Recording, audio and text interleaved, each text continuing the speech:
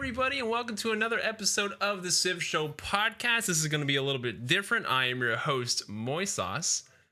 Raising Zozo. Nystagmus here. I am Keith Prosick. And I'm Chris Torlucas. Excellent. Awesome. So today, everybody, a little bit of a change up from our regular conversation about civilization and Civ-related content, especially because it's just Labor Day. We didn't actually play a game of Civ. And before that, we played Humankind. So we're not actually obliged to talk about Civ this week. And in honoring that glorious present, we're going to switch it up a bit. And today on the podcast, we are honored to have the creators of Arcane Arena, all right, who have they have their Kickstarter. It's actually well underway. They're going to tell us about it in a second. So we have, as we just introduced, Keith and Chris on the show, Cow with a Hat, or Civ Painter, and Civ Painters, I would call them, if I were to give them their gamer tags. And they're going to introduce us to this fantastic new game that we're actually hoping you guys will check out the Kickstarter and get involved in this amazing adventure in tabletop gaming. So tell me, guys, like, what do we got going here? I'm a Magic the Gathering player myself, and when I hear Arcane Arena, you know, that tickles my magic bone a little bit. What can you guys tell us about this game of yours? Sure. So Arcane Arena is a deck building tactics game. Those are the mechanics of the game. You're going to start with a small deck of cards that represents your training in the Arcane Arena in Kung Fu and spell casting. And you're going to develop your deck over time by learning new spells and abilities, like better attacks, better ways to convince the trainers to teach you more advanced techniques in like fireballs, telekinesis. In fact, in the Arcane Arena right now, in Tabletop Simulator, which is currently visible through the person who's streaming, I think, if you zoom out, this tabletop is sitting in the middle of the Arcane Arena. We're actually in the arena. Because we just set the background to be the background of the cards. Oh, wow. Well, that's cool. Ooh, yeah, Where'd you that's get entirely that gem? Keith. Wow. Keith is an architect, and in addition to being the artist for the game, he's made all the art on all the cards and all the art on most of the promos. We worked with one other graphic designer to help us like make the cards a little better, easier to scan, but Keith has done basically all of the art involved in this, including making basically a 3D arena for us to play in when we play in Tabletop Simulator, which I think is awesome. On top of that, though, let me just quickly give you a rundown of the rules. In Arcane Arena, there's 3 rounds of play. Each round has a training phase where you play your deck of cards, the cards from your deck of cards, to generate currency and then purchase new cards to add to your deck. And then a combat phase where you use the same deck of cards and the cards you purchased to move around the board, attack each other, get favor from the trainers, and knock people out. So, like, just my initial impression looking at this game, like you mentioned before we started Thunderstone, but I'm also seeing a little bit of, I don't know, for me, Nuclear Escalation. I don't know if you guys remember that old game. It's a very old game. Don't. Never even heard of all it. Right. But... Well, it's a cool game. Very cool game. Sure. And I just have to ask, just quickly, Keith, have you, like, you should be the architect. Like, that sounds a pretty awesome name. Like, it seems very true in this case. You're the architect. No, I really, okay, continue.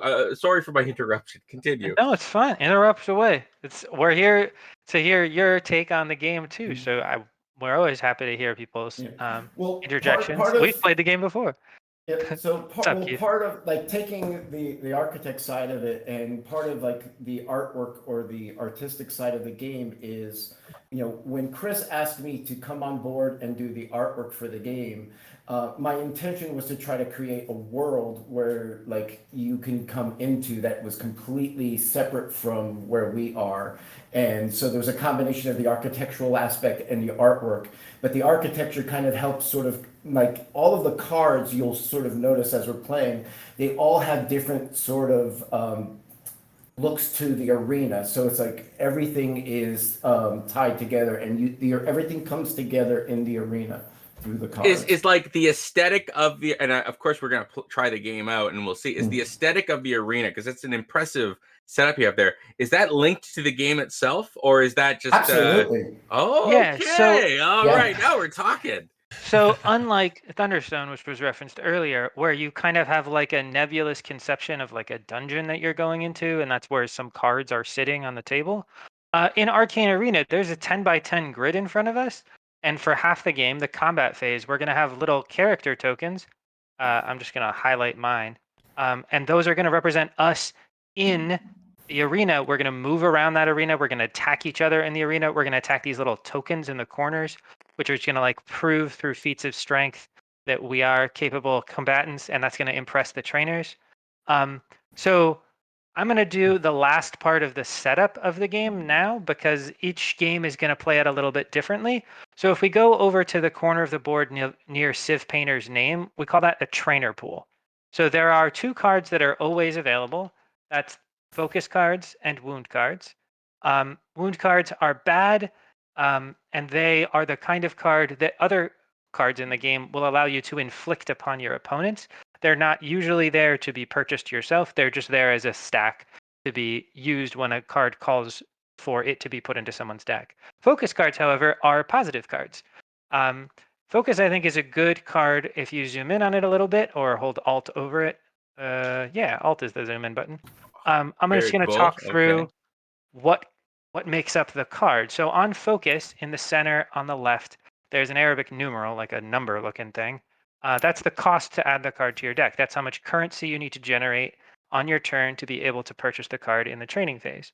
The second value is a circle with some dots in it. That's the buy value of the card. When you play this card in the training phase, that's how much currency you generate for the turn. The third value next to a little running person is the move value of the card. So when you play this card in combat, you can choose to play it as a move, which lets you move that number of spaces in any direction. Diagonal is allowed. If you play it as an attack, you do not get to move with it or play it for its text box. If something is in one of the spaces adjacent to you, or if something is attached to you, you can attack that and it'll deal an amount of damage equal to the number of little dots next to the little fist. Focus has no abilities. It doesn't do anything. So it just has a quote that I made up because I thought it would be cool. I like flavor text. That's good. It's nice. I like flavor text. So there is a resource management component in the game as well, from your initial introduction there. Okay. So there's a piece here that's going to be a little bit downplayed in our playthrough here, because I think we're only going to play for an hour. Since everybody's here. I'm in here too. Can you see my finger? Yeah, I do. So if we're only going to play for an hour, we might not play through all 3 rounds of the game. Normally the game has 3 rounds with a training phase and a combat phase in each. But since there's 4 of us, and I'm going to be teaching the rules, and we're going to be talking about the Kickstarter, and also maybe talking about Canadian politics or something. We might not be able to get through all the rounds.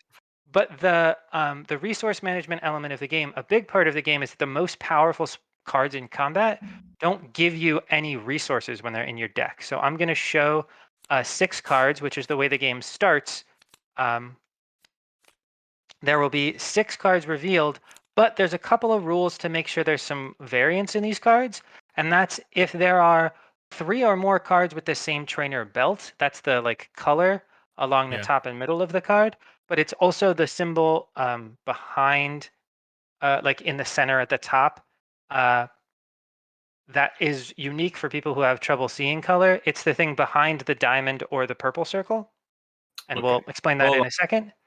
If there were 3 of those, we would have scrapped the last one and shown a new card. If there's 2 cards with the same name, the same thing, we would scrap the most recent one and show a new card. What was that question? Lightning bolt. This also deals 3 damage to everything. That's awesome. I like it. The quote is, this also deals 3. Now, is that a quote? Like, is that you referencing the lightning bolt from a different game? Or no, it's not. Okay. In fact, that is game text. So across the center of the cards, every card has a move, a buy, an attack value, and a cost. Okay. But some cards, like lightning bolt, have 2 smaller symbols. There are 3 of them, but this card only has 2 of them. It's like a little target and a little explosion. Yeah, so the targeting reticle is the range of the card. So this card can be played and affect somebody who's up to 3 spaces away, and it deals 4 damage. And additionally, Lightning Bolt has the text. This also deals 3 damage to everything with health that's next to the target. So anything attached to them or any of the spaces adjacent to them. So it's not a clever play on the word lightning bolt. Flash damage. No, the 3 damage is not a clever clever reference to the iconic magic card that I assume you're referencing right now. There's an important aspect of the game, and that's that there's 2 types of cards. There's ability cards and spell cards. Ability cards have an orange diamond at the top of the card, and they can be played for their text if they have an ability on their text at no extra cost. But spells, which are a purple circle with an orange arc in front of them, they require you discard a card. So both Tornado and Lightning Bolt are spells on this board. Okay, all right. And that little arc symbol means discard. So on the card Aim Strike, if you take a look at that, it has the arc symbol in its text box. So when you play Aim Strike as an attack, you can discard a card, and that colon means if you do. So if you discard a card, discard's attack value becomes 4. Okay. No, I shouldn't be interrupting. I'm just like looking at this, like you've introduced a deck building and like I don't know if I'm guessing I don't get a hand. You said deck building. So everybody starts with a simple deck of cards. Each one of us has a deck of cards in front of us. So I see here. Okay. So it should be 8 cards big. You are orange, so I'm moving your deck around right now. And we each start with 4 cards. And so every turn of the game, we're going to end the turn by drawing until we have 4 cards. And at the start of every phase, we're going to do the same thing. So draw 4 cards from your deck to start. And they will be relatively simple cards. They will have no relevant text boxes. They'll have some quotes. Again, they're just quotes that I put there to amuse myself when I didn't like that they had no text. But the cards will have move, buy, and attack values. So as the game progresses, these cards will stay in your deck, and so will every card that we purchase. So in the physical game, there is a component that's very similar to these little counters that we have in front of us, but we're going to play 3 turns in the first training phase, and then we're going to move to a combat phase where we're each going to have 10 health. And then the normal progression of the game is another training phase, 4 turns apiece, another combat phase, 15 health apiece, and the final training phase, we all get 5 turns. The final combat phase, we all have 20 turns, and we're going to be playing 2 versus 2 teams in this game. But if we're playing solo, the last person standing wins the game in the 3rd and final combat round. And in teams, the last team with people standing wins the game in the 3rd and final combat round. In the other combat rounds, we're just generating favor from the crowd, which is a resource you can use for extra currency in training phase or extra card draws in the combat phase. Favor from the crowd. That's cool. Okay. So if I'm hearing this right, I'm getting kind of almost a Blood Bowl vibe from this, but like sure. Would you say that it's a Thunderdome? No. Thunderdome. So if I get this right, it's kind of like we're setting up our pieces. It's almost like imagine like chess, but instead of the exact way, there's a few rounds where you get to position your things where you want them, and then we move into combat, and that's where, or whatever, we move into aggressive assault mode. So there's kind of like a deployment phase. It's almost like humankind in a way. Deployment. Well, it's kind of like, I like to say that it's a mixture of Magic the Gathering and chess. And your cards are going to move. You're going to use your cards to move and engage your character on the board. Okay. Well, I think that it's easy to.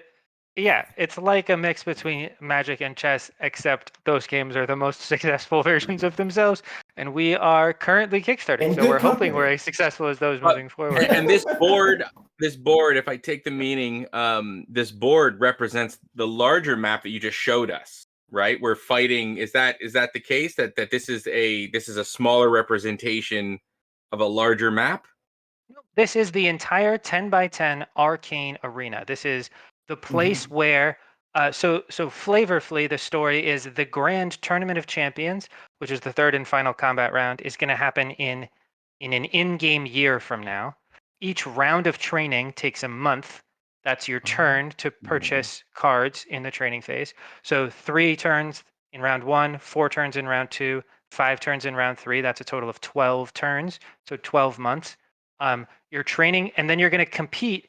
After 3 rounds of training, you're going to compete in the first satellite tournament, where we all just start in the arena and we go off trying to beat each other up, generate these favor tokens in the corner, generate extra favor tokens by knocking each other out, testing out our decks, seeing what's working, seeing what we might want to pick up in the future that might help us. Just a note, there are starting positions on the Arcane Arena. If we move all the tokens off the board, you can see these starting positions. So everyone should just start on a starting position. Green on greens, blue on blues. Perfect. Do we want to roll for to see who goes first, or do we Sure. want to? Yeah, we could just randomly assign someone, or we can all roll a die, and the high roll will I be the can't believe first I'm player. saying this is the So this first time takes I've place used over Tabletop a Simulator. temporal amount of time. That's kind of cool. Is there like a hyperbolic time chamber where I can get a year's worth of training in one day? That's in the expansion, man. Give them time. That's all the right. game. You are playing over the course of 1 hour. If it's just 2 of you and you're learning the game, 30 minutes if you know the game well, 2 hours if it's 4 of you and you're learning the game.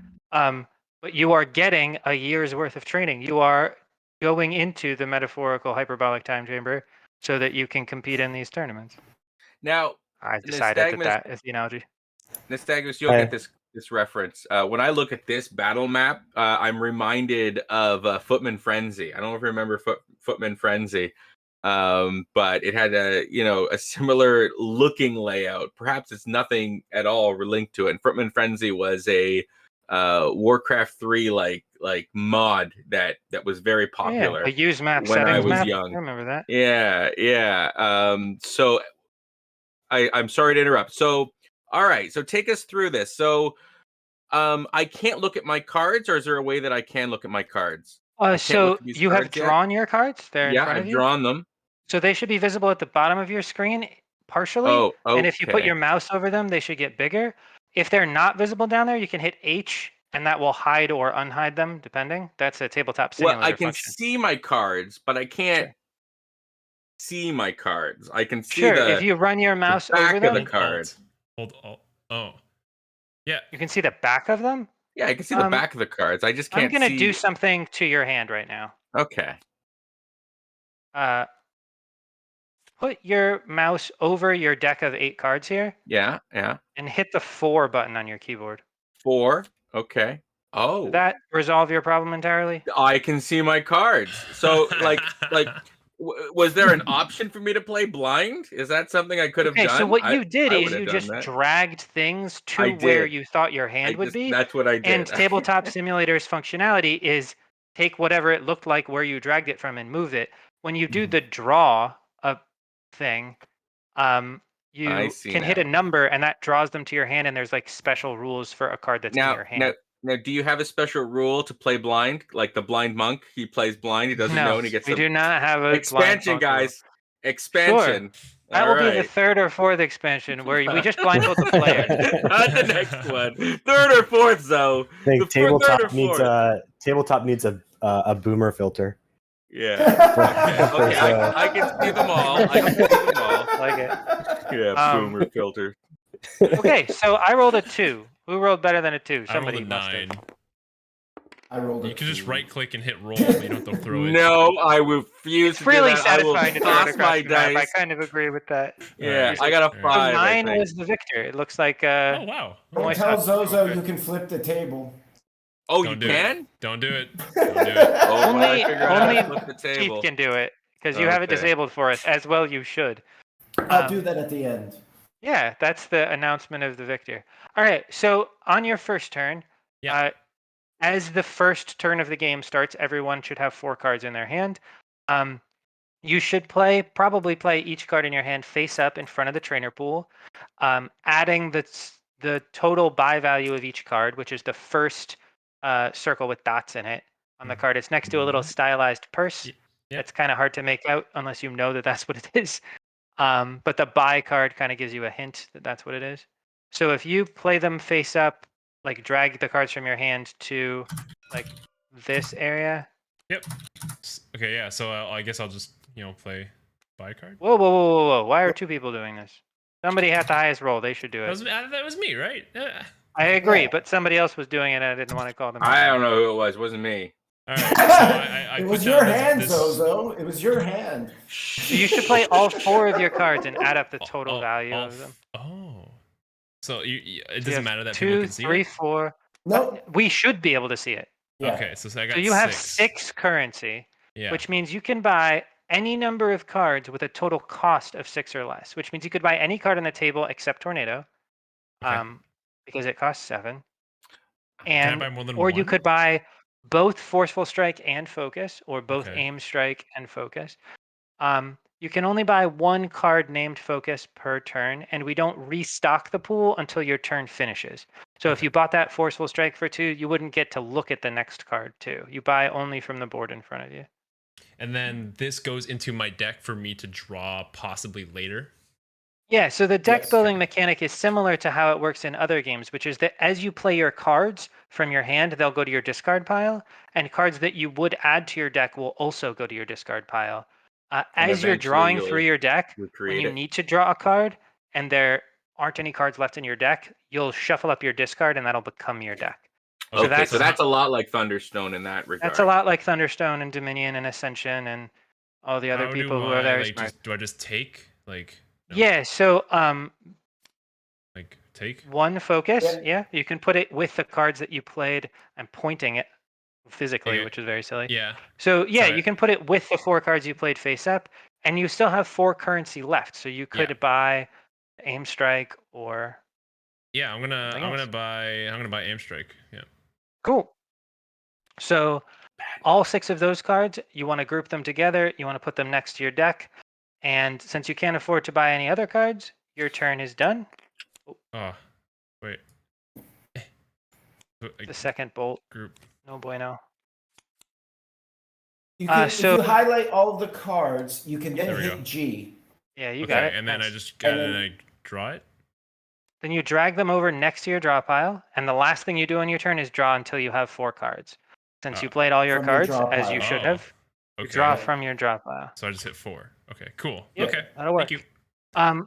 The last piece also, just for helping us track where we are in the game, you should tick down your 3 to 2, because you've taken one of your 3 turns now. Okay, so that is right here. -1. There we go. Yeah. Okay. All right.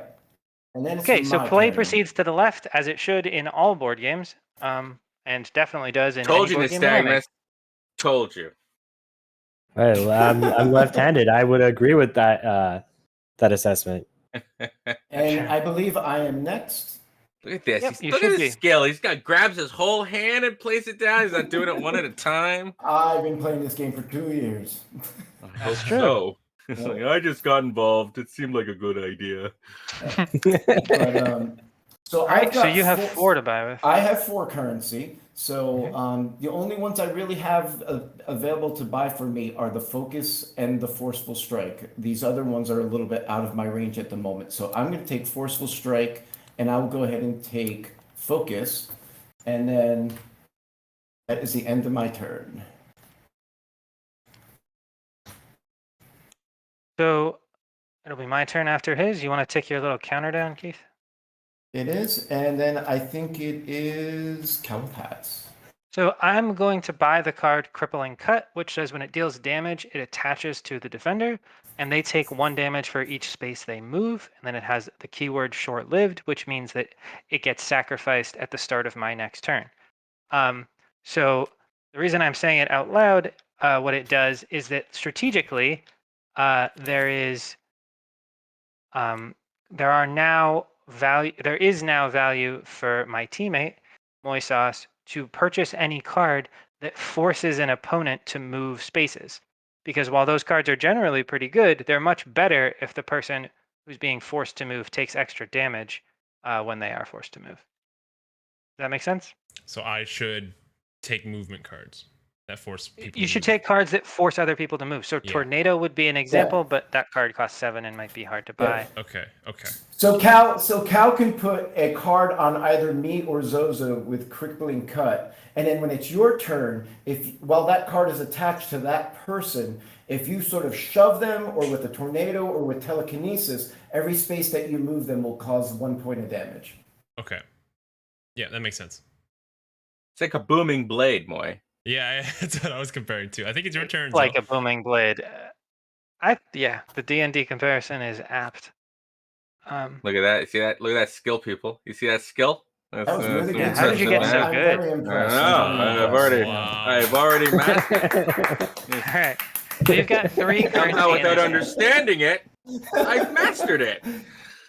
Okay, so I got. Let me see if I can get my zoom over these cards a little bit better. I guess not, eh? All right, that's fine. I guess I have to use the old alt. Oh my god, that's best. Okay, it's easiest. So I'm looking here. So I have. So this buy is worth what, 2? Mm-hmm. Yep. And then so I got 2, 3, 3. So you have 3. 3 total. Yep. Okay. So that's not a lot. It doesn't sound like a lot. No, it's not a lot. No, it's not. So it's almost unlike like in some other deck world builder is games, stacked which against me. force you to play every card, Uh-huh. I did suggest to everyone else to do this, but you can keep cards in your hand for a later turn. So you could buy nothing and just keep the buy, or you could buy a focus to add a card that is worth 2 currency to your deck. Those are the 2 options that So you're make saying sense.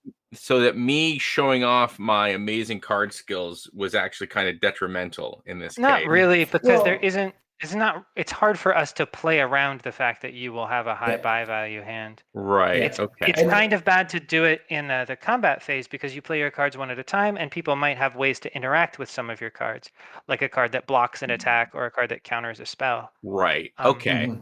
So I'm you just would put. Go ahead, Zozo. go ahead. No. You interrupt me. Don't let me interrupt you. Okay. Well, what I'm saying is that you can either get the focus card, or you can just keep the buy card in your hand and draw 3 more cards and put the other 3 cards in the discard pile, so that you would have those 2 points. Now, here's the thing: you're going to have you had what, 3 on this one, so you'll have 5 buy values still in your hand, because there's a total of 8 over the first 8 cards, or for the first 2 rounds that you play. So if you had 3 this one, so I'm You should definitely never. never keep 0 value cards in your hand. That's Exactly. never good. Okay, so I should get rid of the attack cards, is what you're saying? There Okay. might have been a reason to not buy anything and to keep the cards that have value for this phase for a later turn. So maybe you would have more money.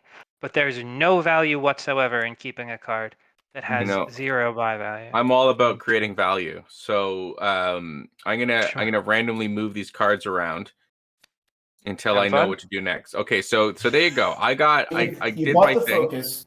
Now Got my select focus. all of those cards and hit G. Yeah. There you go. And hit G. You took you took a piece with you. Oh, you I'll dare take that one accuse away me from him. of taking a piece? G. Okay, there you go. And Now you put can those grab them as a cards- stack. If you put them in hold your down the discard mouse button pile. over them, Yeah. now you And can then drag just- them over. and You then put them them next to anywhere your over deck, here, like that's your here. discard pile. What is going on? I'm going to put them where they ought to be, Oh, thank you. just next to your deck. Oh, I see. And you should, I see. as your turn ends, you should draw until you have 4 from your deck. If you don't have enough cards in your deck to do that, you shuffle your discard pile and draw from that. Flip it over and draw from that. Okay. Just hit 4, Zo. There you go. There you go. All right. So Moy's up for. Okay, so basically the exact same thing, right? So I'm gonna take these guys, Mhm. put them down, right? But now you've only got 2 because you had Yeah, I've only 6 last time. Yeah. So, but it's not worth for me to keep anymore because I don't have a deck, right? Okay, so you could keep one of those moves, I guess, but move is not. You can, but it's not good. It would be Yeah, I'm better not to going just to. buy another focus. Yeah. Probably. So that's exactly what I'm gonna do. I'm gonna buy another focus. All right. Okay. Cool. That's pretty much my whole turn. Now, what And you're then going to do this is card. you're going to Go ahead and put your hand over your deck and hit the F key. And then hit the E key I think it's E to shuffle. R key to randomize. R to shuffle. So R to shuffle, and then now that's your draw deck again. And then hit 4. Yeah. And then hit 4. There and we then go. tick And yourself then down to 1. Yeah, I'm getting nice. it. I'm getting it. Okay. You are, yeah. Moy always gets it about two turns ahead of me. 2 It's months before you. A turn is a month. Okay.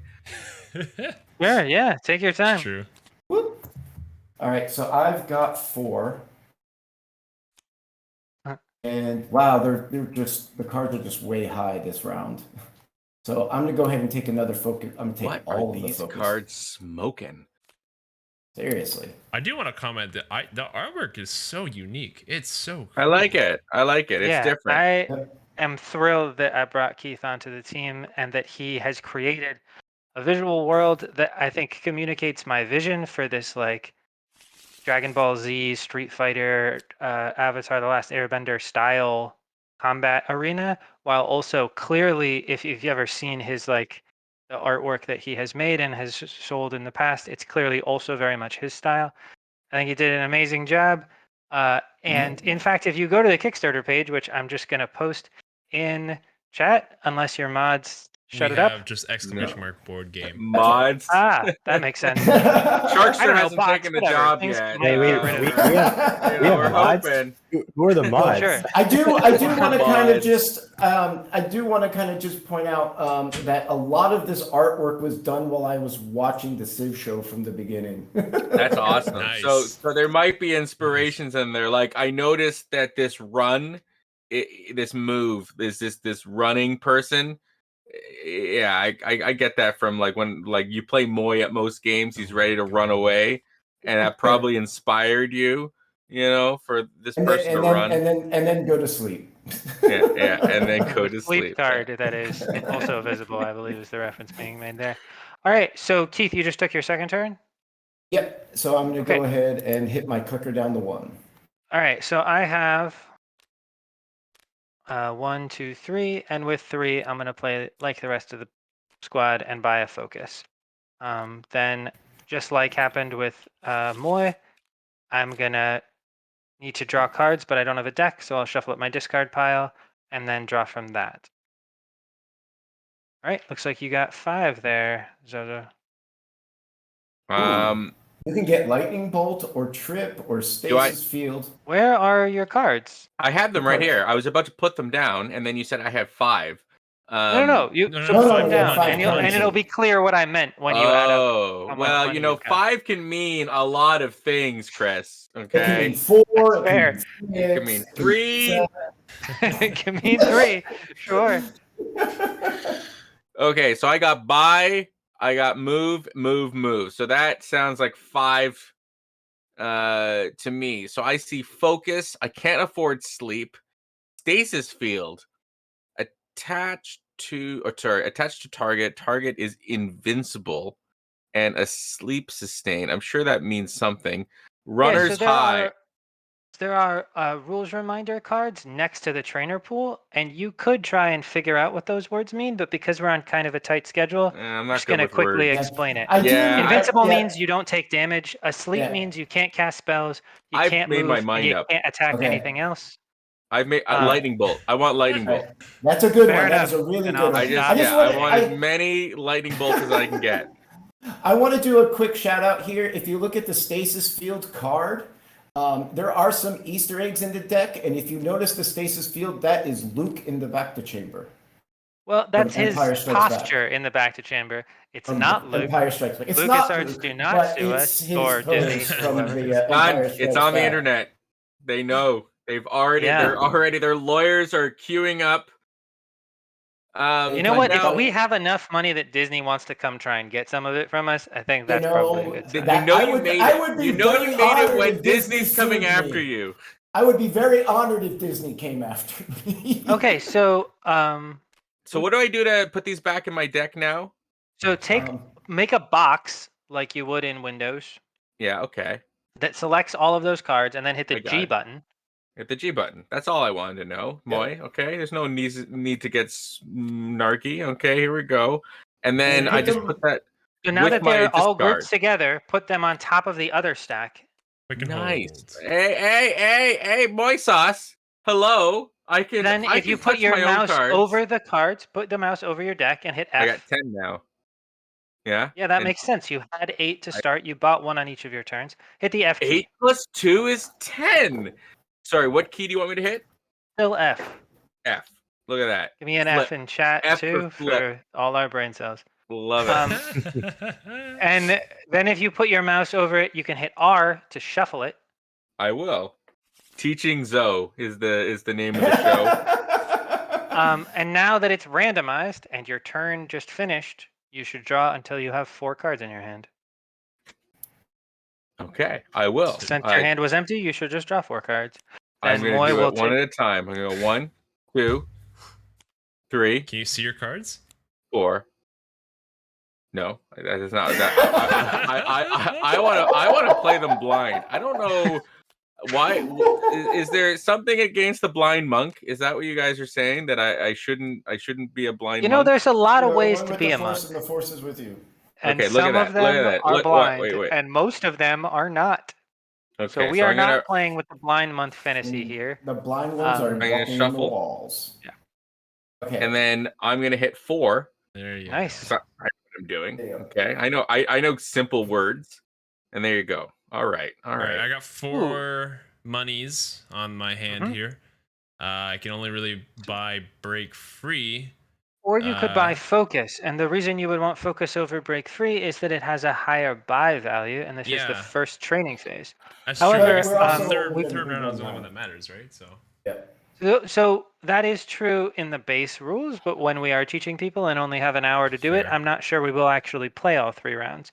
So it's not a huge difference one way or the other. You never know. We might get through a couple rounds. Break free is good for when somebody puts attachments on you, and like crippling cut, and then break free will take that off. I understand. Yeah. Okay.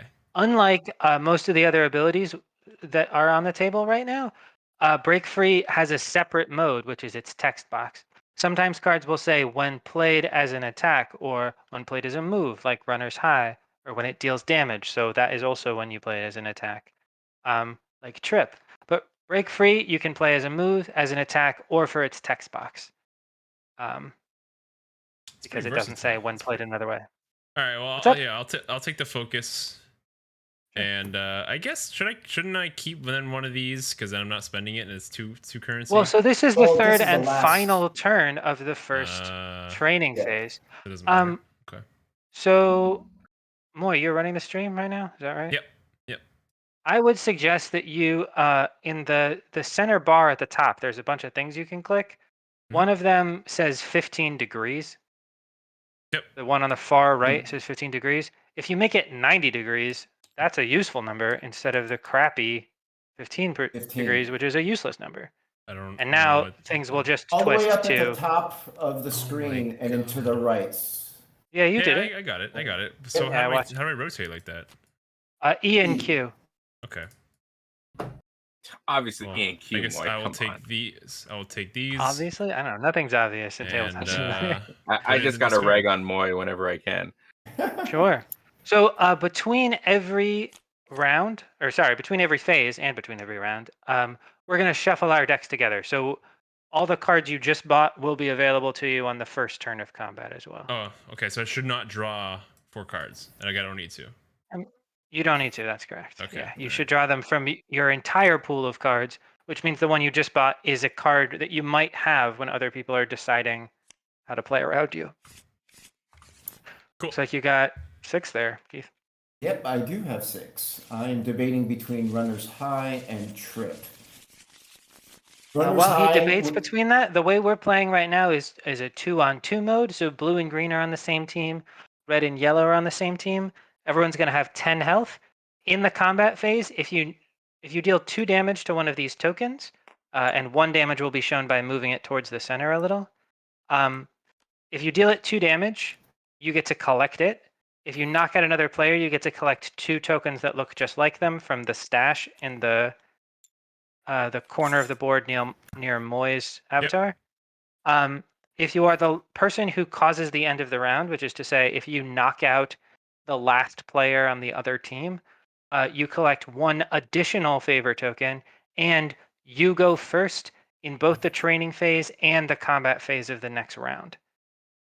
So that's the prize for winning a combat phase, is you get extra favor, which you can spend any amount on any training phase turn and get that much currency. And you can spend once per turn, you can spend 2 favor tokens to draw 1 card in combat. And so the big prize in the early combat phases is learning how your deck works, generating favor tokens, which will let you make your deck better or make you better in fights. And yeah, that's the big prize. And also bragging rights. So if you win round 1 and 2 in combat, you can kind of feel okay about the fact that you didn't win the game overall.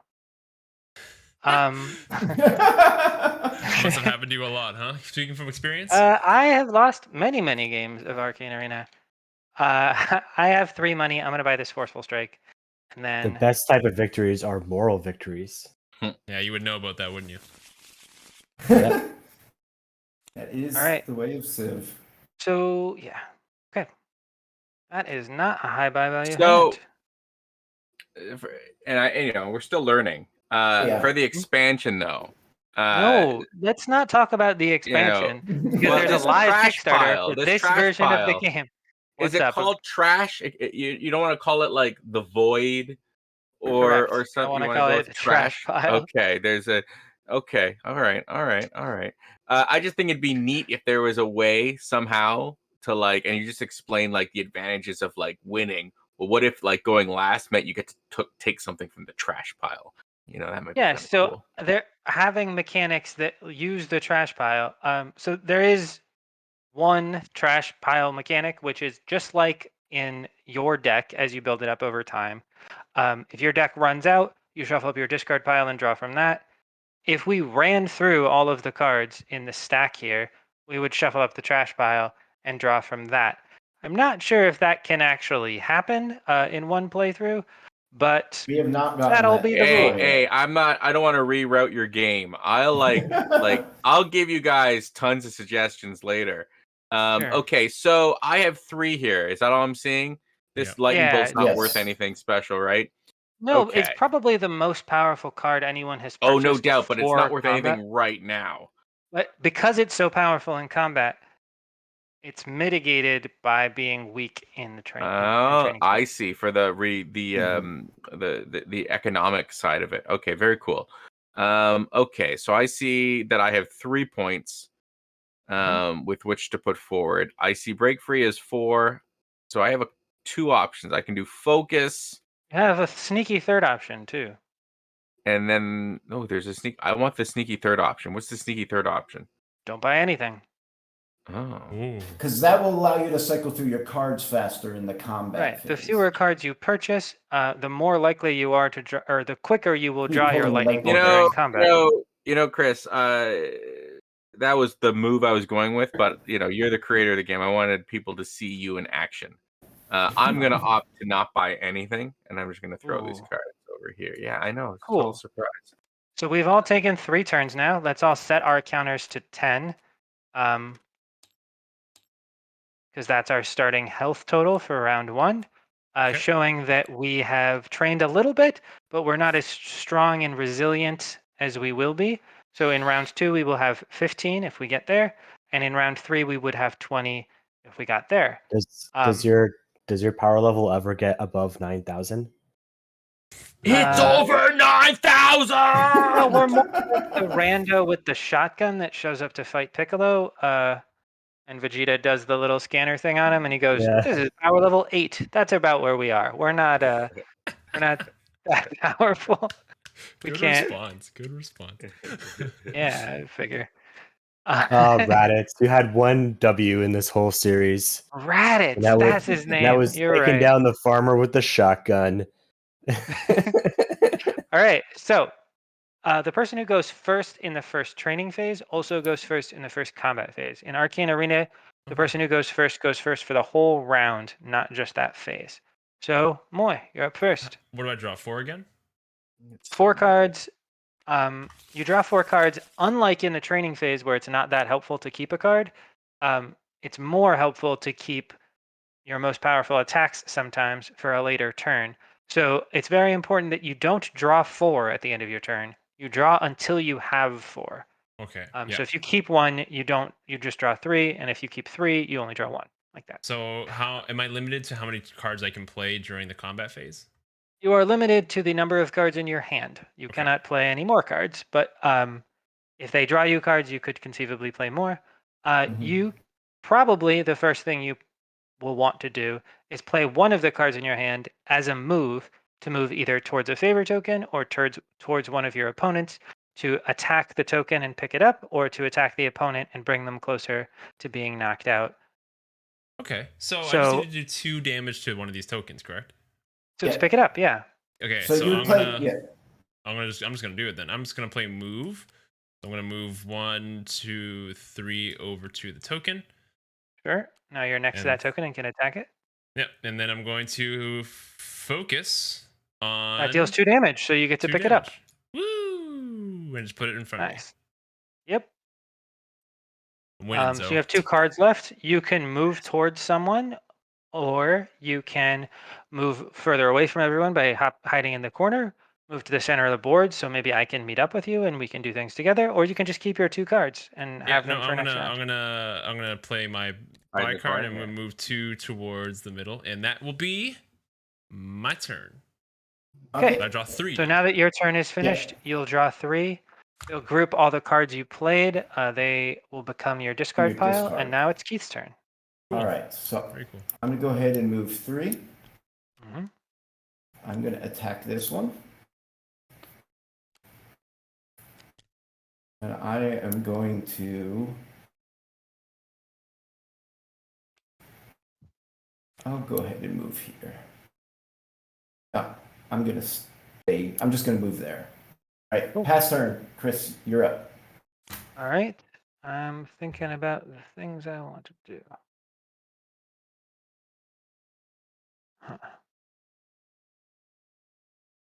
All right. I'm going to move 1, 2, 3, 4. 1, 2, 3, 4. And I'll attack this favor token. Pick it up.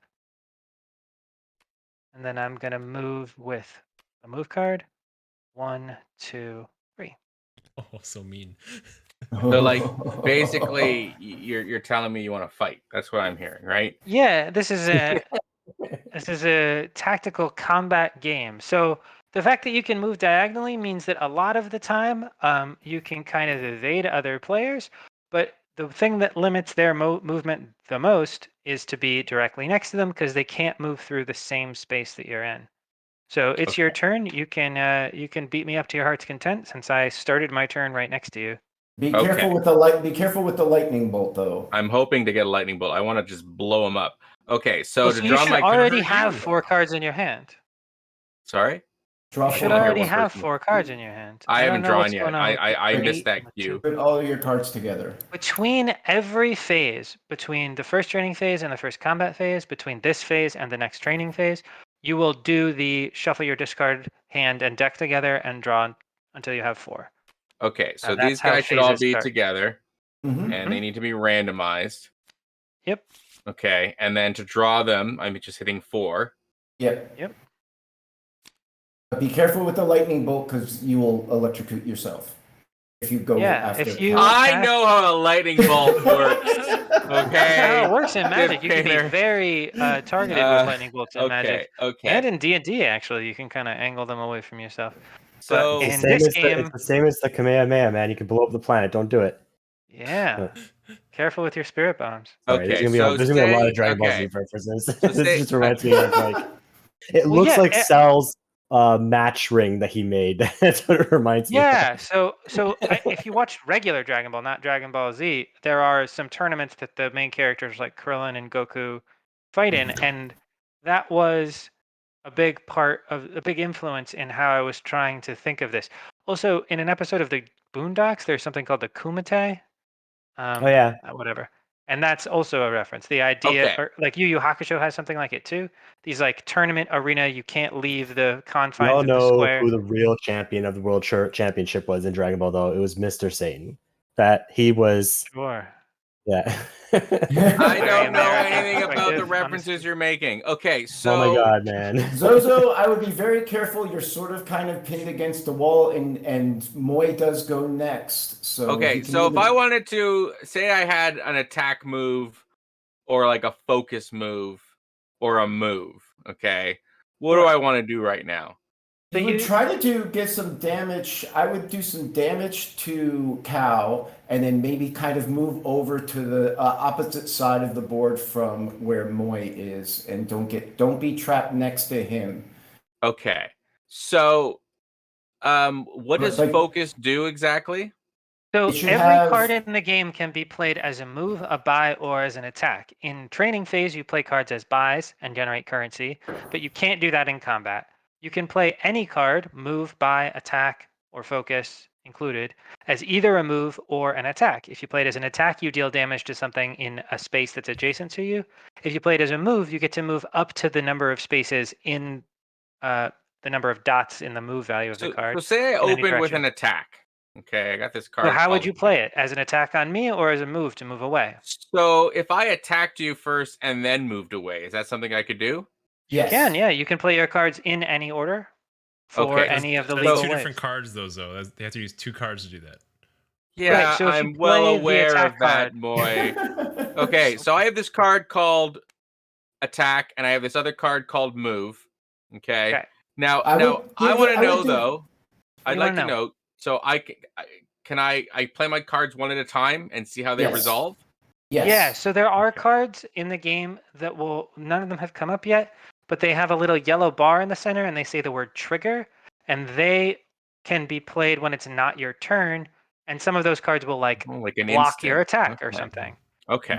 So you want to play your cards one at a time so the person that you're playing them on doesn't know what the next move you're planning is. Awesome. Okay, so right now, Cow with a Hat, we're gonna show everybody watching at home how to wallop somebody in this game, because I'm going to unleash. Everyone has a plan until they get hit. I'm going to unleash an attack upon you. Big So two. what do I do here? That card goes to your discard pile, the same as if you had played it in the combat or in the training phase. I take Okay. 2 damage, which is why my little counter is now at 8. And now Okay. you get to decide what you want to do with the rest of your Okay, so hand. that just automatically happens. Okay. Well, it did happen. get I don't know if it it. automatically happened. You had to play a card. I didn't Mhm. have any way to interact with it. Okay, Or didn't excellent. choose to. Yeah. So if I wanted to right now Mm-hmm. hit you again, Sure. say I had Play a another card card. called Focus, and I'm Uh-huh. like, I want to use this card to punch you in the head. Okay. Though more specifically, I wish to concentrate on the work at hand. The sun's rays don't burn until brought into focus. I'm actually using mind lasers in this case to hit Sure. you. You're I'd Or like to maybe see you're your just punch. focusing on your Hitting your punch, punch. because it has the fist. I am the not attack. One Punch Man though. Okay, when I Yeah, so like you don't come, take me out in I one lean punch, back but you deal and me I 2 more go damage. and I flick you like right between the eyes in the exact right, because I focused. That's how I want to do the damage. Sure. Okay. So I that's feel another like 2 Matt damage. Mercer doesn't ask how you want to do it until you actually give a knockout blow to someone, though. You know. I've never watched a single episode of Matt Mercer or that entire show. I don't know why. I think I tried to watch one. I was like, I don't know what the hell's going on, and I imagine that's what it's like for somebody tuning into the D&D show. Sure, So I it's exactly empathize. that, because that's a D&D show. Like, I yeah, empathize. correct. Well, and the D&D show, even if you know what's going on, you don't know what the hell is going on. Okay, so now that I've done that, I want to move. Okay, Okay. so I got Well, you this gotta play card a called card. Move, so I can move Mhm. 3, right? In Yeah. any direction. So, And then like, you can move diagonally too. So You I can can move go. diagonally. I go 1, Hmm. 2, 3, right? Sure. Mhm. Okay, That's great. allowed. And then of course. Hold on. So you remember. I want to use my lightning bolt. So you Where I can't. see it has a range of 3, Hold right? on. Hold Yes, but on. you you can't need play a that card. discard. Why not? You need a Because discard. as explained right at the beginning, which was probably too long ago, Lightning Bolt is a spell, and spells require you to discard another card. You can't play them unless you have another card to discard. Well, And that's what that little arc at the top I center of didn't the know card that. means. I wouldn't have done like Well, one of no, those cards. actually, now what you're gonna do, Zozo, is hold that card in your hand till next turn. But now he knows. He knows I got it. I do. All the dramatic effect is completely removed. So what you're saying, what I needed to do is not attack me with one of your cards. Well, if I jump into my DeLorean, okay, if I go, come on, Marty, we're gonna go back. Well, if you do that, we're gonna fix this. You're gonna electrocute yourself. Okay. Well, but I moved away. He's moving. So he's like. moving. So if let me just because we're learning the game. Let me see. So I hit him. So I hit him for 2. Okay, I hit him for 2, and then Chris back up to 8. I use my move. Okay. Okay. And just suggesting because we jumped into the DeLorean. You can do and I go 1, 2, 3, and then I have this other card in my hand. The hit I didn't use. Okay. Okay. This hit here, I guess, is that a focus? Oh, the focus. The focus. Sure. Okay. Focus. All right, because I really want to use this lightning bolt. So yeah, I'm gonna Discard go back in focus. time. I'm gonna You jump shoot in me the with lightning DeLorean. bolt. I go to 4. All right. Okay. Your turn. Yeah! Finished. Excellent. It was That's epic. awesome. Good job. You focused Nice the and epic. lightning. All right, good job, Palpatine. Yeah. Lightning never works, but I'm gonna keep using it. No. Okay. Unlimited power. I'm going to move. Okay. So I'm going to take I'm going to go 1, 2, 3. Then I'm going to move again with my buy. Where you going? Going right here. Nice. Then what's more? Okay, so then I'm going to boom, arm strike, and I'll discard my attack. So now this has a value of 4. 4. So you take You 4 bop him damage. for 4. So. Yeah. Nice. It's an aimed strike. There are no armaments in the game. The idea is the card you discarded is the one you like focused on the right spot, and you jump kicked it. Right in the face, dude. Right in the face. Yeah, right in the face. This is bullshit. I guess. Okay, you hit me for turn. 6. That felt like bullshit. All And right. he used time travel, which is the I lowest score of sci-fi plot making. I used my DeLorean there. You know, he doesn't have a DeLorean. Whenever you see something like that, it's because a wizard. A wizard did it. All right. That's my turn, by the way. So sit here. So, all right, my turn. So, I'm sorry, Chris. Yeah, you definitely should do the thing you're doing. 1, 2, 3, 4, 5, 6. And then I'm going to pop you for 2. Woo! And I'm going to pop you for another 2. Nice. All right, so now we explain the rules for getting knocked out. Because I'm at 0 or less health, I get knocked off the board. My cards, any card I had attached to someone else would fall off of them. But I don't have any of those. I shuffle my hand, my deck, my discard together, face down. The person who delivered the knockout blow collects 2 favor tokens. So Keith's grabbing them from the stash over there. Nice. All right.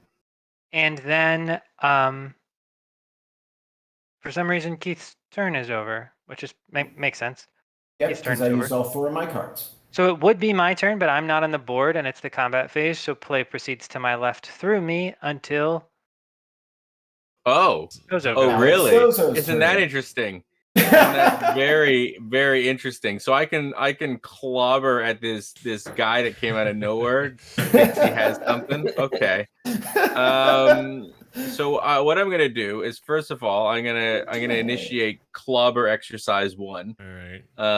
And I'm gonna punch you in the face for 2. Okay. And then I'm going to initiate clobber exercise 2, which will only do 1 damage.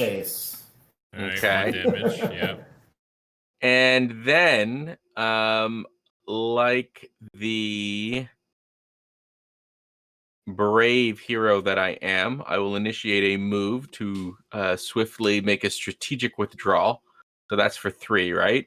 Yep. So I will go 1, 2, 3, and then I'll do it I again. know when you play a card as a move, you can move up to that number of spaces. You don't have to move Oh, okay, that many cool. spaces. 1. Protect me, surely avenger. I do have 10, so Yes, well, I am counting on that. They're not too happy that we killed one of them. Yes, and that'll be me done. So I can't draw more than my deck. So this is the disadvantage. I opted to buy less cards, so now I have less moves. Is that? No, that's not how that the works. case? No, then it's So, not at all. as is the case in every part of this game and every other deck builder you'll ever play, when you need to draw cards and you don't have enough, shuffle up your discard pile, flip it over, draw from that. Oh, Ooh, okay. interesting. Okay. You're constantly cycling through your deck. So once your draw pile is empty, you just shuffle up the discard, and then it just keeps the cycle going. Okay. So And then I flip and Nope, you do all the cards. I thought I did all of them. Yeah, Oh, even the yeah. cards in my hand, you mean? No, not the two you just drew, but Yeah, I you did had all 2 my different cards. piles going. I did. I was combining them. Cow Yeah, without now a hat. You with a hat. You I was doing it. I was mixing. Now them you draw together. 2. All right. And then I'm gonna draw 2. See, I did Civ Panner. He didn't give me a chance to finish. He moyed me. He presumed that I didn't know what I was doing. It's because you don't know what you're doing. So I know what I was doing. I just did it. I knocked him out. Okay, I helped knock him out. That's true. You did most of the work even. I did a big chunk of damage. He dealt 6 of my 10 damage. Come get me, Moisos. Come get me. As you run away in terror. Okay. It was a strategic withdraw. Okay. Is it? Honestly, it was a very good tactical move from him. So I'm gonna move. You hear that, boy? 1, 2, 3. I'm going to move again with focus. 1, 2, 3. And then I'm going to attack the favor. Yeah, I like that. Hard to do a 2-on-1 fight, so get whatever you can. Yep, and that will be my turn. Go get him, Civ Painter. Okay, so I have 3 favor tokens. I am going to go ahead and spend 2 right now. Ooh, that's the best case scenario. You hear that, for us. boy? Yeah, he's spending 2 And right I am going to go ahead and draw a card. So now I have 5 cards. Oh, okay. Is that permanent? Like it even lasts into the next round? No. So when you spend 2 favor tokens to draw a card, you draw 1 card right then, but your end of turn condition is still draw until you have 4. So if he didn't play any cards, he wouldn't draw any cards. He would still have 5 next turn, but then he would have wasted a whole turn. If he plays any cards, if he only plays 1, then he won't draw any still. If he plays 2, he'll only draw 1. Okay, so I'm going to go ahead and I'm going to move 3. 1, 2, 3. And then I am going to move 2 more. 1, 2. Mm-hmm. Tough. And then I'm going to move just 1, 2, because I'm going to leave a little spot over here for Zozo to come on in. Yeah, it's a good move. Good. So I am going to go ahead and do Forceful Strike for 3 on you, Moy. Ooh, okay. And then I am going to trip you. Nice. Tough but You fair. have a card to discard? I don't need to. No, because trip, Oh, unlike spells. Okay, sorry. Yes, I understand. Yeah. So basically, what this says is when this deals damage, and so I do 2 damage to you. Oh, I can't move. Oh man. Okay. But you can discard 1 card and then you can move. Yes. But yeah. 2v1s, it's not going to go well for I us. can, regardless. or like during my turn, I can. During your turn. You can't do anything if it's not your turn unless a card specifically says I can do stuff on and on. Okay, so this is like attached to me until I deal with it. Yeah, and that's the end of my turn, and I have to go pee. Okay. Okay, right. These are both true statements. Okay. So here we go. I'm going to move. Okay, so that Yeah. is 3. Go 1, 2, 3, and then I'm gonna move. We'll go 1, 2, 3, All right. and What'd you then get? I think what I'll do. Lightning bolt. I Yeah. wish I had a lightning bolt. You could even lightning bolt Keith, and it would I kill know. Moy Yeah. because No, unfortunately, I can't. All I can do is move again. okay. And Okay. then, lucky for you, Moy, all I have left Oh. to hit you with is a bye. All I can do is smack you with a bye for 1 damage. Okay. Okay. So you can get the moral victory of knocking him out since he's Oh, next to you, maybe. 100%. 100%. So you can, if you don't have 6 attack value, you could spend your 2 favor to generate. I do. A So card. is it if as long as I know I can get it, is it better to save this? Like, does this carry over to the next? Yeah. combat So phase? favor tokens last forever. Okay. Because we're already pushing an hour and 15 minutes. I don't know if we're going to play another round of the game, but strategically, it would be very silly to spend those 2 favor right now, because best case scenario, you get them back for knocking him out. Right.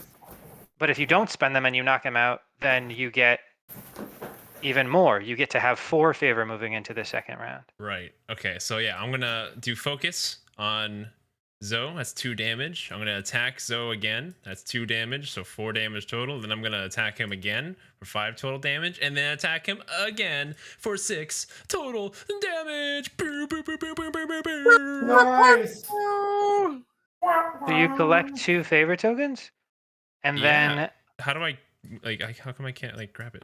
Oh, there we go. I don't. You can also click the number 2 and it will Ah. get put into your hand. That's true. You can draw from that pile, and then they'll go into your like hand zone, and then you can drag them around from there a little easier. But meh, I never do that. It always feels weird to me. That's my turn. All right, Keith, you're up. He can't move. He's at 1, and he's standing right next to you. Oh yeah. If you can figure out a Here, way you to can not probably knock him take out, that that would back. be impressive. I will hit him with this bag of coins. Yep. 1 damage. So the resolution of that is that he gets knocked off the board.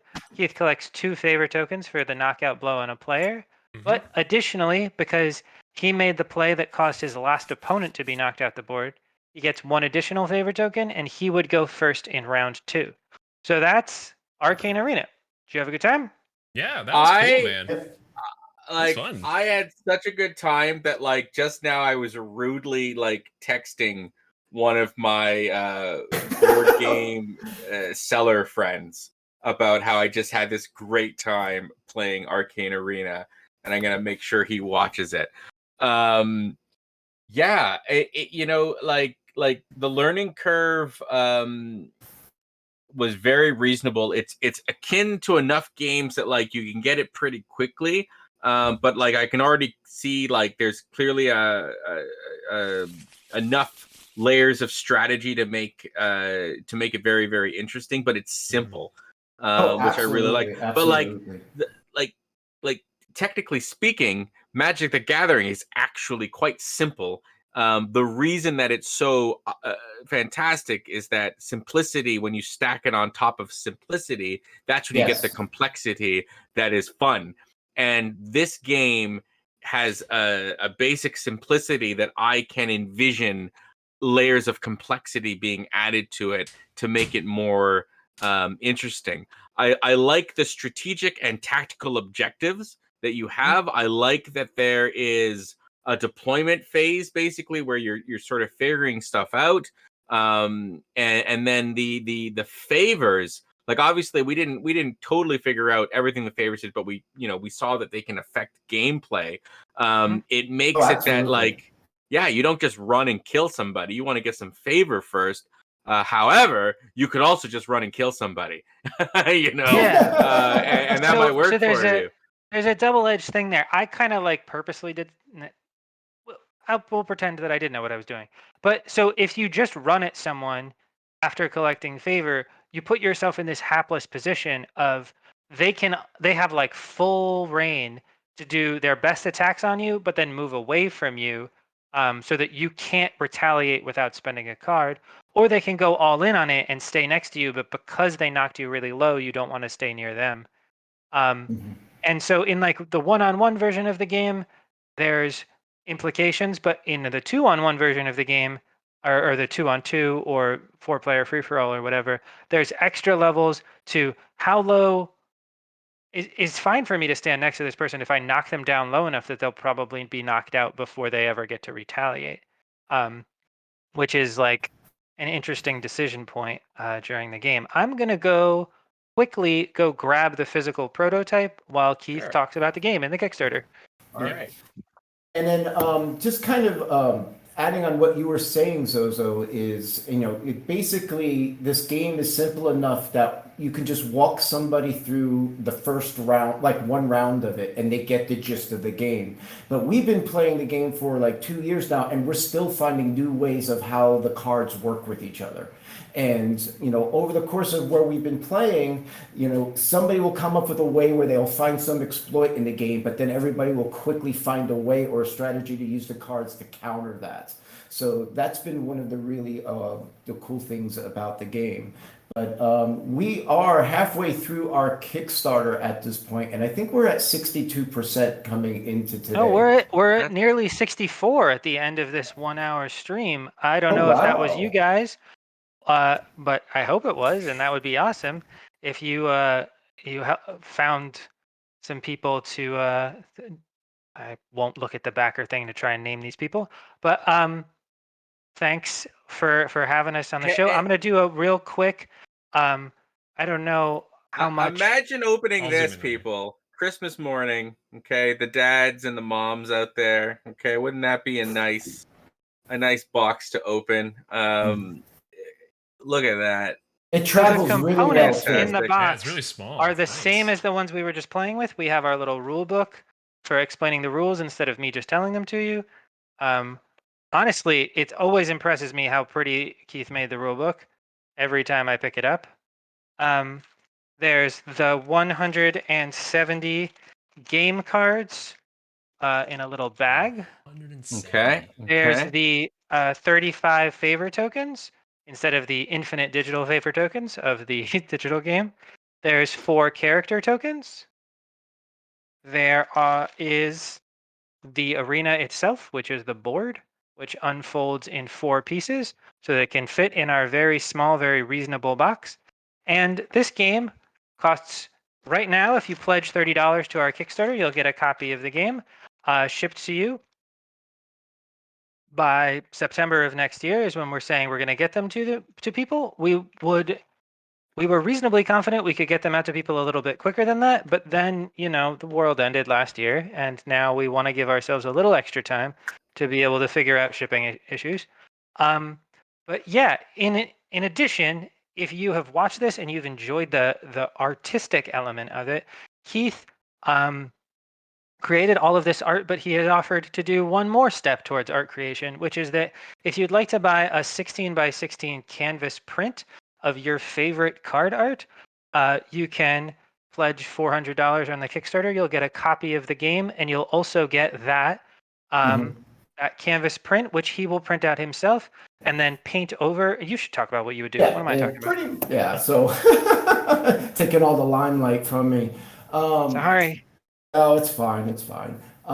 So basically, and this is going to be only available for the Kickstarter for people. Is that I'm going to take whatever card art that you like the most. I'm going to go ahead and print it on the canvas, and then using the oil paint that I normally have been trained in, I'm going to paint another layer on it, so it'll be sort of specifically designed just for that one person. And that's sort of our highest tier available, and it's only the pieces that are going to be going through the Kickstarter. It will only be given through the Kickstarter, and they won't be available once the Kickstarter ends. So get it while you can, folks. You got to get on this while you can.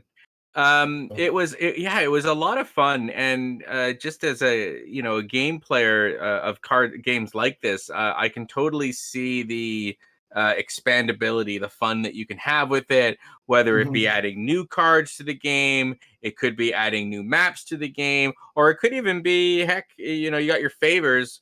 You know, what if there was a sword or a hammer or something like that that you could, you know, pick up as an expansion? So I can totally see how there's lots of ways that you guys can expand on it. I love the simplicity of the rules, and I like the opening, that opening strategic sort of, you know, what you've got going on. And I can just see so much potential for adding simple twists to it, to, you know, add like clans or, you know, some other interesting component to it. It did have more, though, to me, of like almost like a samurai feel to it, for how we were sort of pacing and fighting each other. And that might have maybe been influenced by the background that the arena that we were fighting in, and even that the arena itself might lend to the flavor of it.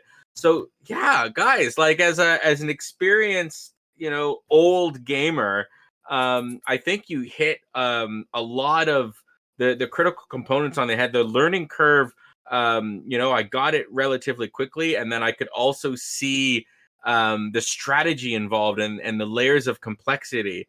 So, man, what did you guys think? What did Moy? What did you think? No, like you said, the learning curve was just right. I got it. I would like to say pretty quickly, and it's easy. It's just easy to understand. I kind of like the idea of, like, you already know what's in your deck, and you build it, and you make sure that you're buying exactly what you need. Like, you can have maybe, like, if you kind of know the game enough, a list of cards, a tier list of cards, if you will, and you can kind of like, oh, I definitely want like this one. If I compare it with this guy and this guy, and you kind of buy and build your deck precisely. And I think that element is really, really, really cool. So I back this, and I cannot wait to get it in my hands and play it on my board game night, which I host monthly once COVID is over. I've never been in. Well, just a quick note on that tier list thing. I think there is very much an element of the game which is coming into the game. You can have your ideas on what you want to build towards, but I think the game is pretty dynamic too, in that the cards that become available, that you see other players purchase, will change your tier list for yourself, right? Like, you want to be like, sometimes I want to have at least one defensive card so that people are a little bit wary to attack me. But if their best cards are spells and you buy a block that stops attacks, that doesn't actually discourage them from doing that to you. Or if their best card is an attack, or you don't know what they're going to buy first, so you buy that block to discourage them from getting the attack cards, and that opens up, you will be more likely to be able to buy them, because if they don't want them, then you can buy them. Interesting. So there's subtler interplay to the fact that both players know each other's decks in addition to their own. Exactly. It causes each play anyone makes kind of Civilization style, when you scout out their base and you see what they have, I'm saying Civilization style. You can say I'm StarCraft, sorry, I know I'm on the Civ example. show right now, but StarCraft is the game I'm most comfortable with. When you sneak in and see what they have in their base, that's gonna, like, my tech path is usually I want to get Blink for my Stalkers or whatever. But if they're going to go towards Siege Tanks, I'm going to be like, no, I want flying units to kind of deal with that. In the same way, this is a spell-heavy opponent. I want to be up in their face. I can't play this defensive back, stay away game because their cards attack me at range. So I need to change how my game plan is going to adapt to the cards I've seen them buy. So it's like going last is kind of like going first.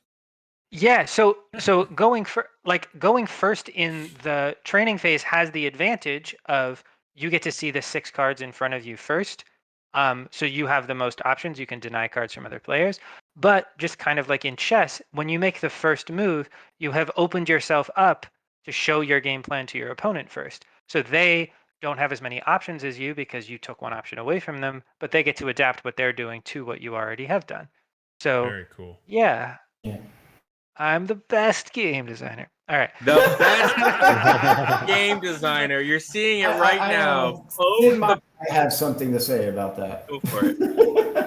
What's up, Keith? Oh, no. No, it's a No, joke. It was just a joke. It was I was just This saying, No, guy- make fun of me. Sid Tell me that I did Meier. something stupid. No, you This didn't do guy anything is- Mid Kickstarter stupid. campaign. I measure everybody against Sid Meier, so. That's a good measure. Nystagmus, Sure. you observed the game from the outside. What were your thoughts? I thought it was a very that's why I was making all the Dragon Ball Z references, because it just reminded me so much of it, just the way, like, even just Yeah. the board itself.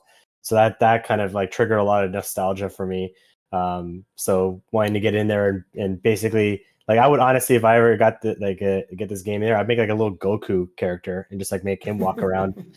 Of course, have him like fake out the opponent one time and then power up at the very end. But yeah, very interesting game. I like it. It's very simple to pick up. Not a very steep learning curve from what I can observe. Although Zoe's troubles notwithstanding, That's time any travel game. does Well, it I just actually wanted to exist in the game? highlight the card that has the Super Saiyan hair, since you were talking about that. Oh, is there actually a Super Saiyan card? That's awesome. It's not. Well, just look at the card Wound. If you zoom in on that for him, The blonde hair. he just has the like blonde hair. It's not as long as Goku when he goes Super Saiyan, but this guy Hey, for me, Gohan when he's like a little kid. That's yeah. close enough. Or I don't know if A permanent Dragon reminder Ball of a GT, temporary but feeling. yeah. So the Jimmy Buffett quote maybe is like A there's little bit tonal out of shift the world. situations there. The quotes are subject to change before you get your copy of the game. I think most of the quotes I think do a pretty good job of drawing people into the world. The focus card I think is very good about it. Get The any Sun of these Tzu cool quote cards. works for And- me. Jimmy Buffett is fine, but kind of for me, I'm not sure if we're going to keep it on that card. Though, if you hate Jimmy Buffett, it does suck to get wound cards. So there's that. I don't know. When you guys were playing, man, the whole time I was just hearing is, "I'm the best around."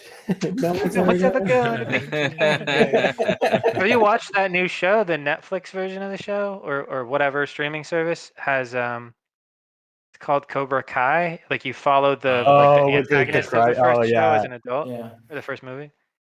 It's good, It's if on I my list. recall. It's been a while. So Yeah, it's on the list. I would like but to make a it's little too shout out, if we could, that we will be playing on our Arcane Arena Twitch channel Tuesday night. So if Yeah, any Tuesday of night at you- 9 p.m. Eastern Standard Time. Oh, We're and going to if- do another stream, but I think we're also going to try and coordinate with you guys and see if there's another time where you have enough time to play through a whole game, which it probably won't take quite as long as this one would have, since you already all know the rules. Yeah, well, two things I can suggest. One, absolutely, let's play the game. And two, maybe Tuesday night we can stream it as well. You'd be more than welcome to join us if you If want. that's Yeah, if okay you- with Nystagmus and Moy, maybe we can stream it on the TheCivShow as well. Just Be stream good to whatever get you're doing. Nystagmus in there if he would want to play. Or yeah, maybe Um, Nystagmus should give it a try. I don't know. He's a busy guy. I will. so- I will stay in touch. So in the Discord chat that we're all chilling in right now, I just sent a link to the thing that this is, the free mod for Tabletop Simulator that is Okay. Arcane Arena. If you want to pick it up from there, Mhm. which is free, Okay. as mentioned 2 seconds ago. All right, I think All right. Is it time to flip unless the you table? have any more questions. Flip Yeah, the flip the table! We got time. Are you ready? Absolutely. I've got the honors to flip the table. Oh, by the way, I do want to kind of shout out, nobody hit me. No, I ended up I with didn't want to. So, would you say that you had a Obviously, flawless Zoe's in the victory? game. Yeah. So, Flawless Sure, victory. I yeah. have the honors to go. It's like that too, Mortal Kombat style. Into the void. Goodbye. Into the void of the arena. Yeah. That was fantastic, Guys, guys. thank you for having us on. Thank you so yeah. much for being here. This was fantastic, and I love seeing like content creators go beyond and to create real life things that you can physically own. And kudos to you guys. Your Kickstarter's going awesome. Let's all work together. Yes. Just share the Kickstarter. All right now, copy it, share it on your Twitter, share it on your Discord, share it on your Facebook. Let's get the word out. The game was super fun. You guys can see it on Tuesday as well. Just well done, guys. Really well done. I have no doubt that you guys will make your goal. I'm pleased as punch that that we got to try that out today. All right, awesome. I have another group of board gamers to show the game to first thing in the Perfect. morning. Yeah, So you I got time am for 2 driving off for a hours. couple of hours. Have a great All night, right. everybody. See All you right, later, excellent. everybody. That's it. Here. Good night, everyone. Thanks for Night, joining us everyone. tonight.